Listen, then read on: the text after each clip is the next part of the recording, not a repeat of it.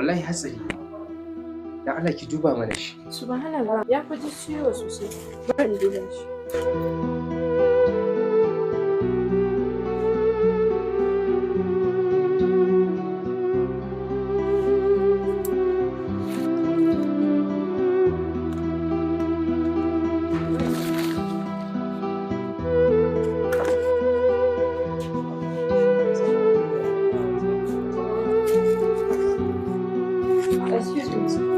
So an kawo patient hatsari ne kuma ana buƙatar da gaggawa.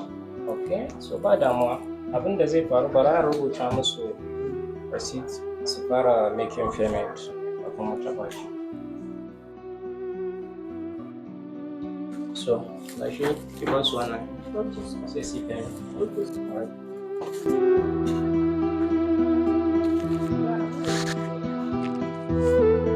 Dubu ɗari kuma? Dubu ɗari. Kin ga wannan bawan Allah hatsari na gaya miki ba mu san shi ba. Dan Allah ku taimaka ku fara duba shi kafin mu gano yan uwan shi. Yanzu dai abin da likita ya bani kenan bana da wani abin da zan ce akai dole sai a kula shi. Yana buƙatar treatment daga. Bari je faɗa mishi da ke ji. To shi ke. Su ma sun ce hatsari yayi sun taimaka sun kawo shi asibiti ne da za a taimaka musu a fara duba shi kafin wai a biya kuɗin. Kinga, ki gaya musu kawai su biya kuɗi in dai ba za su biya kuɗi wani ba zan iya taɓa so ki je ki gaya musu haka da Allah. Likita ya ce ba zai taɓa patient ɗin nan ba sai an yi payment saboda doka asibiti ne haka. Subhanallah, inna lillahi wa inna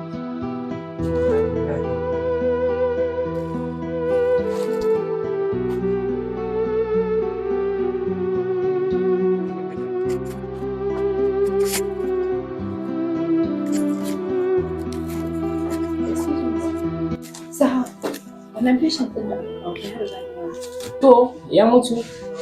To Allah ya ji kanshi. Waje kawai sai su ɗauke gawa kin san ba masu gawa suna da yawa.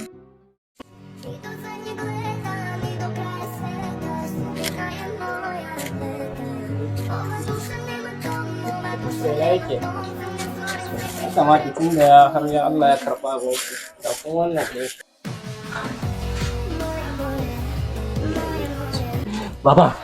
Baba na ne wallahi baba na ne.